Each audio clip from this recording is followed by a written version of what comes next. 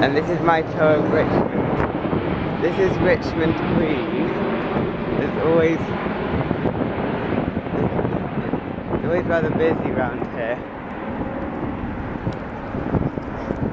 Everyone likes to walk this way rather than walking on the high street, which is full of busy vehicles. And the thing about Richmond, sort of like the high street, like sort of the streets around here, like some of the drivers seem to be trying to treat it as their own personal racetrack, except they can't really, because there's so many traffic lights. And this park area here is administered by the council. This is Old Palace Yard. And also, because this is Crown Estate, everything's all painted in uniform white, and you've got these manicular signposts everywhere. It feels very, sort of the atmosphere, the ambience in general is very different to that of anywhere else around here. And here are some I'm in stickers. I'm gonna make a video about these. They make me angry. The I'm in stickers. Basically, it's these teenagers who want to stay in the EU that stickers saying I'm in everywhere, and a lot of it's vandalism. I mean, this is vandalism of Crown property, technically.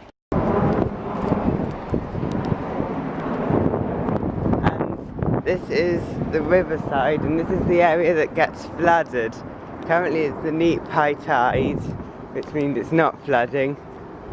I think it's the neap high tide at the moment, but if you look there, the way the moss is, that's actually the mark of the spring high tide, because the difference between the spring high tide and the neap high tide is extremely different.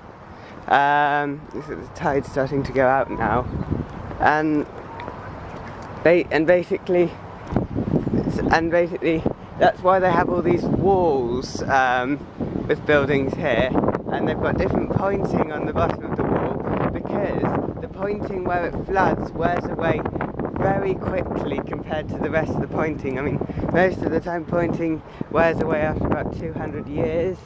The pointing on these buildings where it floods wears away very quickly due to hydraulic action. It wears away about every 5 years. And so the floods, basically once every month we have this kind of like this 18-hour period where the tide comes in and out, and at low tide you can go quite a long way into the river. In low tide you can go quite a long way into the river, but at high tide, the tide is so high that this area up here is actually the water level it's like this area here is under a couple of inches of water. And this is the White Cross, and generally during the spring high tide, generally the water comes up to here, and it can actually come up even higher than that sometimes. So they use this entrance during the spring high tide, but sometimes even this is actually below the water level, and so but the pub remains open, but everyone's stranded in there, and if there's a fire, we use this fire exit. The pub remains open, everyone's stranded in there unless they've got Wellington boots. And this is the Slug and Lettuce. This actually remains open, and sometimes it actually goes just insanely high, so high that they actually put boards here to prevent the water from getting in, and so it's really weird because then you're like below the water level. It feels rather strange. And the White Cross has now fallen victim to Youngs's new campaign, to replace all of their pub signs with new pub signs that look cheeky, and it really annoys me, this campaign. And they're just trying to replace all their pub signs with pub signs that look cheeky, and it's really annoying. And this used to be the boat club, and it's now a bar.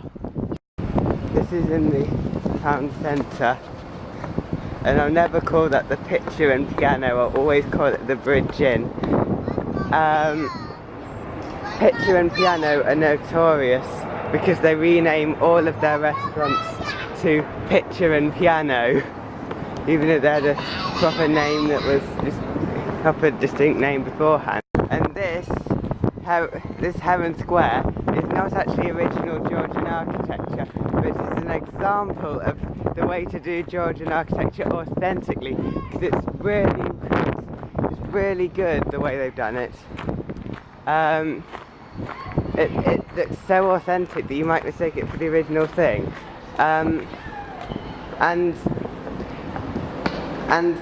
This building here is locked at certain times of day, which is annoying. On the site here before there was a petrol station.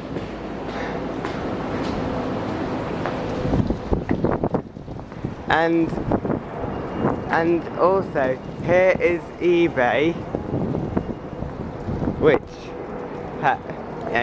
which has a rude receptionist. This is generics with less controls. And over there, that building has a Mitsubishi lift. And this is the town hall.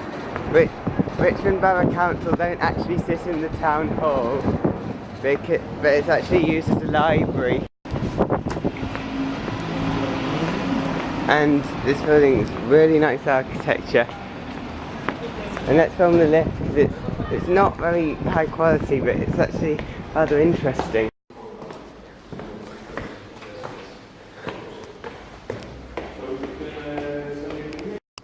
The lift here it's a pawn in Dunwoody. It's very similar to a Keeley lift though. 2 doors, things like that.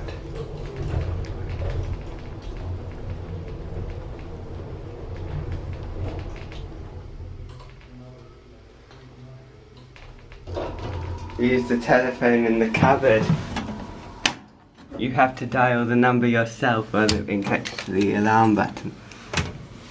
And over there is the Odeon Cinema. It's an original 30s Odeon Cinema. And inside it's really nice. Sadly there's no lift. Inside it's really nice design. It's got like these Mayan style columns inside. Really nice design for cinema. You don't get that sort of thing today. And now into Dickinson Jones. The automatic door is not actually automatic, it's actually power assisted, the sensors don't work. In Dickinson Jones there are some really nice 70s Otis escalators. And that's strange noise ones are making. And when they're actually working they make a really clunky sound. They sound really clunky, but this one's not working. They're always each one of them has its own unique clunky noise.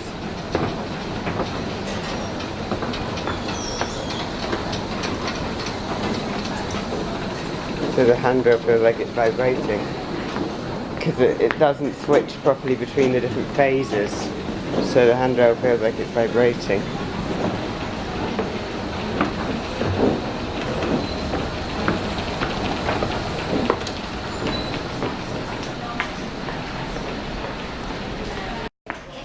And this is the top floor. None of the other floors have a window like this. This is the only floor that does, which makes me think that it was originally a cafe. And you can open the windows, but the locks are really stiff. The latches are really stiff. And now used to sell coffee machines, but I think this might have originally been the cafe. And the lift used to be this extremely spooky old Otis, but it's now been modernised. V-key. It's got the original doors.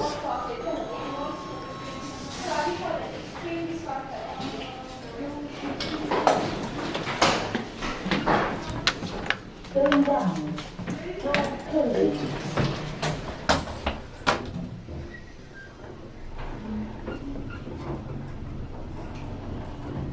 Modernised in 2005. Before that, this was just really spooky. And here are the stairs. And it's alarmed, but the alarm has been disabled.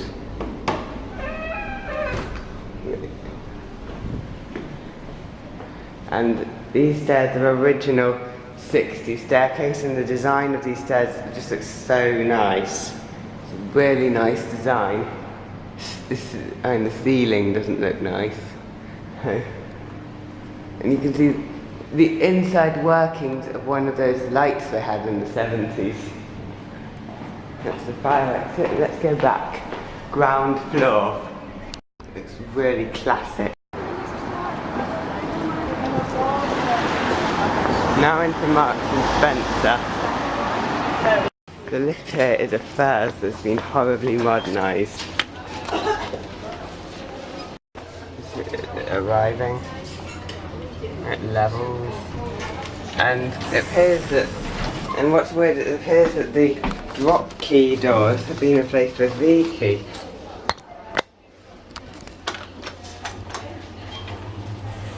It's so odd.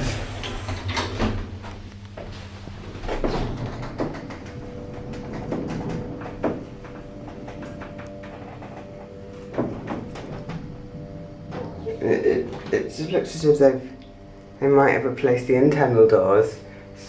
It looks like they replaced the locking system because they might have replaced the internal doors with second-hand 70s Otis doors. That's really unusual. These second-hand Otis doors.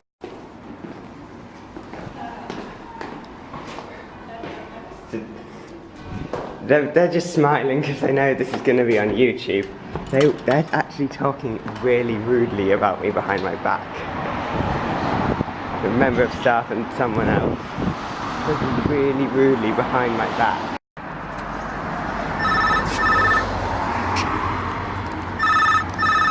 And this is Wakefield Road bus station, which the bus is rather naively called Richmond bus station. Rather weird.